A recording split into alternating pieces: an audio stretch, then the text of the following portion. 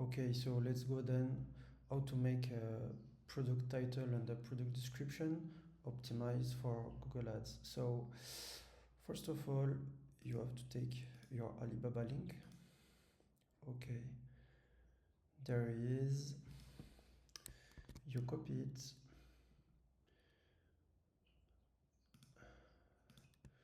You go on ChatGPT, you open a new chat, you put it right down. Now you come back to product sourcing and content. You go on copywriting prompt. You have here the full prompt. Okay, so let's check the prompt is here. Okay, so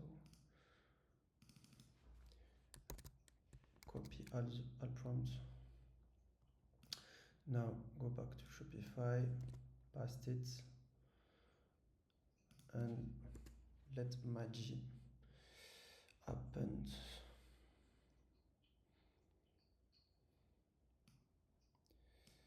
Okay, so you have here the product title and you have here the product description. Once you have that, you go on product file. Okay.